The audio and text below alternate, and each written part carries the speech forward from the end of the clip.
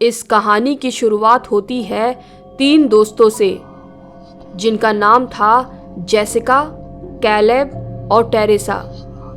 ये तीनों lake side cabin में छुट्टियां मनाने आए हैं, जहां 2 दोस्त लेक के किनारे मस्ती कर रहे थे। लेकिन इनकी एक दोस्त जेसिका घर के अंदर थी, क्योंकि उसकी तबीयत ठीक नहीं थी। टेरेसा जेसिका को चेक करने जाती है, जहां जेसिका सो रही होती है। टेरेसा वहां रखी किताब पढ़ने लगी। तभी जेसिका उठकर बैठ गई और वो बिना देखे इस किताब की एक एक लाइन एकदम एक्यूरेट पढ़कर सुनाने लगी, लेकिन एक डरावनी आवाज में। जैसे ही टेरेसा जेसिका के करीब जाती है, अचानक जेसिका टेरेसा के सिर के बाल उखाड़ देती है। टेरेसा भागते हुए बाहर जाती है, जहां कैलेब ड्रोन उड़ा रहा होता है। तभी वहां जेसिका आती है और ड्रोन से खुद को मारती है, फिर पानी में कूद जाती है। कैलेब जेसिका को बचाने पानी में कूदता है, लेकिन पानी के अंदर जेसिका कैलेब का सर धड़ से अलग कर ऊपर फेंकती है।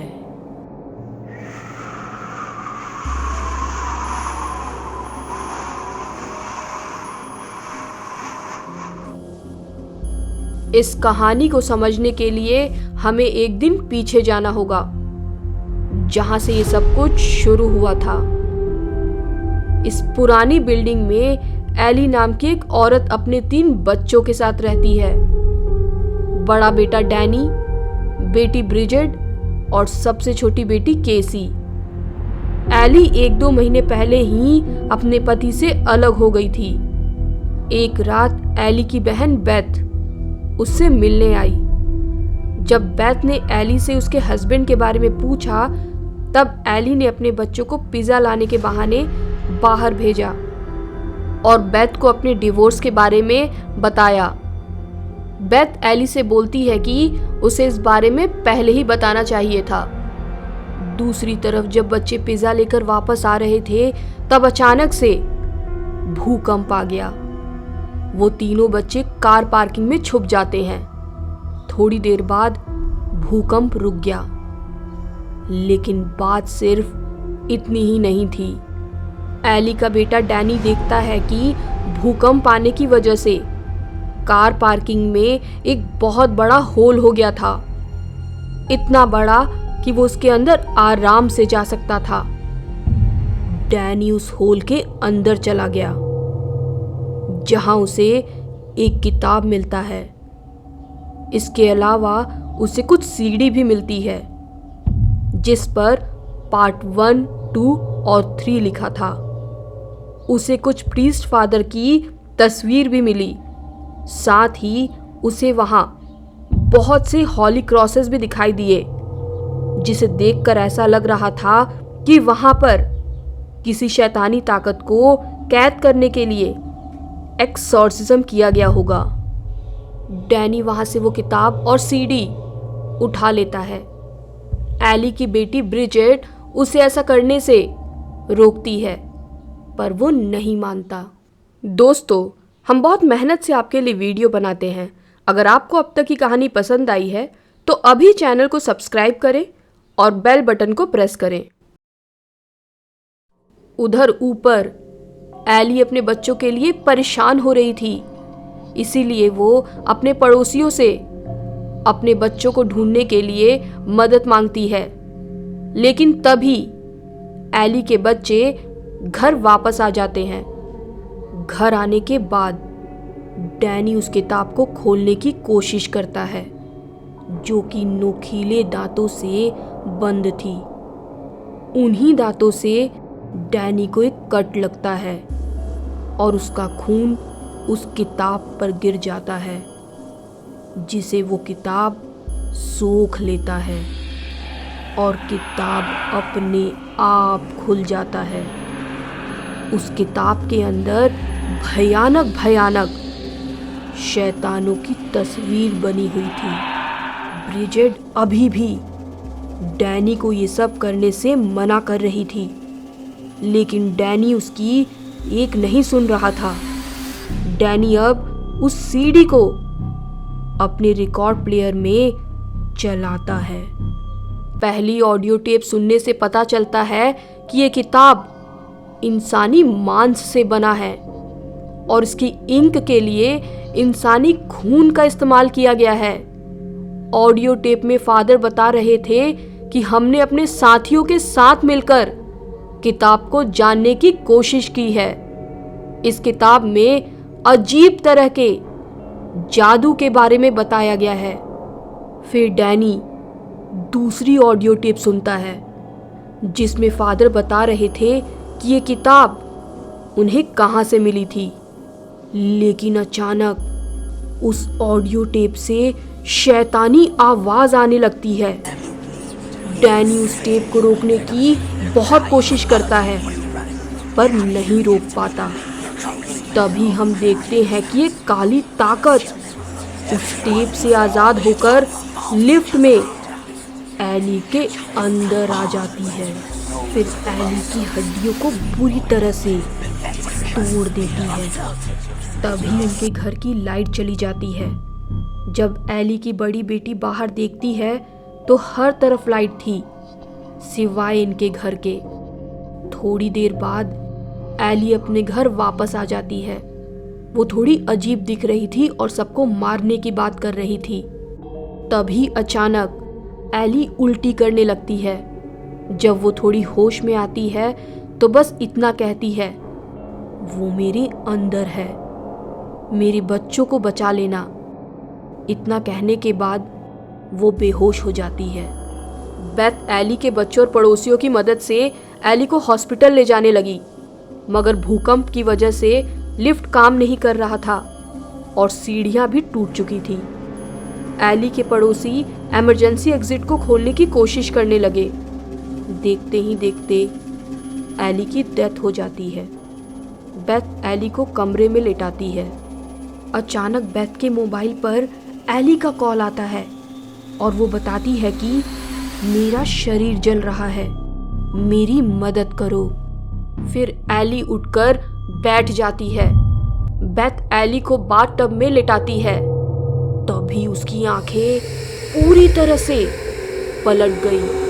वो पानी से निकलकर दीवार पर चलने लगी और जोर जोर से चिल्लाने लगी। एली एक एक करके सभी पर हमला करने लगी। एली अपनी बड़ी बेटी ब्रिजेट पर अटैक करती है और अपने मुंह से खून निकालकर ब्रिजेट पर डालती है। इसी हाथापाई में एली घर से बाहर हो जाती है और बेथ जल्दी से दरवाजा बंद कर देती है।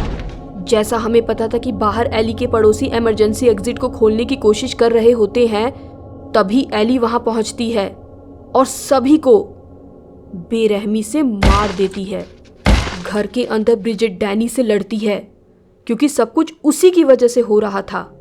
अब ब्रिजेट के साथ भी अजीब होने लगा क्योंकि वो भी इन्फेक्टेड हो चुकी थी। उसके कान, नाक, मुंह, आंख से काला लिक्विड निकलता है। इसके बाद वो भी पोजेस्ड हो जाती है। फिर डैनी और बेथ पर अटैक करती है। तभी एली की छोटी बेटी केसी एक स्टिक से ब्रिजेट पर हमला करती है और ब्रिजेट की मौत हो जाती है। डैनी बेथ को उस किताब और टेप के बारे में बताता है। बेथ अकेले में उस आखिरी टेप को सुनती है जिससे ये पता चलता है कि ये किताब एक फादर को मिला था और वो इस किताब को पूरा पढ़ना चाहते थे, लेकिन चर्च वालों ने इसकी इजाज़त नहीं दी क्योंकि ये एक डेमोनिक किताब थी। लेकिन फादर ने चर्च के मना करने के बावजूद अपने दो साथियों के साथ मिलकर इस किताब को पढ़ा, जिससे शैतान आज़ाद हो गया किसी भी इंसान को पजेस्ट करने के लिए। इन सब में फादर के दोनों साथी भी मारे गए। फिर चर्च की मदद से शैतान को उस किताब के अंदर कैद किया गया और ज़मीन के अंदर दफना दिया गया था। लेकिन डैनी ने उस किताब को खोलकर शैतान को दोबारा आज़ाद करवाया। बेथ को सारी सच्चाई का पता चलता है उधर ब्रिजेट ने डैनी को भी इन्फेक्ट किया। डैनी ब्रिजेट को जला देता है, जिसमें वो भी इंजर्ड होता है और डैनी की भी मौत हो जाती है। एली के दोनों बच्चे पोजेस्ड हो चुके थे और वो भी अपनी माँ की तरह उस काली ताकत के वश में थे। जिस कमरे में बेथ थी वहां एली आ जाती है और बेथ को मारने ही वाली थी। तभी बेथ कैंची की मदद से एली के मुंह पे हमला करती है, जिससे एली कुछ समय के लिए शांत हो जाती है। बेथ और एली की छोटी बेटी केसी के पास भागने के अलावा कोई और रास्ता नहीं था, लेकिन लिफ्ट बंद पड़ी थी क्योंकि लिफ्ट के अंदर चाबी फंसी हुई थी। केसी चालाकी से लिफ्ट को चलाकर चाबी निकाल लेती है और लिफ्ट चलने लगी। देखते ही देखते ब्रिजेट और डैनी अपने आप को एली के साथ जोड़ लेते हैं और एली अब एक क्रिएचर में बदल जाती है, जिसका जिक्र उस किताब में भी था। वो क्रिएचर खुद को लिफ्ट से जोड़ लेता है। जैसे जैसे लिफ्ट नीचे आ रही थी, लिफ्ट में खून भी बढ़ता जा रहा था। जैसे ही लिफ्ट खुलता है, सारा खून बाहर आ जाता है। बेथ जल्दी से केसी को लेकर कार में जाकर बैठ जाती है, लेकिन कार जाकर उसी गड्ढे में फंस जाती है और तभी वहां वो क्रिएचर आ गया। गेट बंद होने ही वाला था, तभी दोनों जल्दी से भागे। जहां बेथ तो पार हो गई, पर केसी को वो क्रिएचर खींच कर ले गया। बेथ एक चेन सॉ की हेल्प से एली को मारने लगती है। उसी समय वहां डैनी और ब्रिजेट भी आ जाते हैं। बेथ एक ग्राइंडर मशीन की हेल्प से उन तीनों को मार देती है।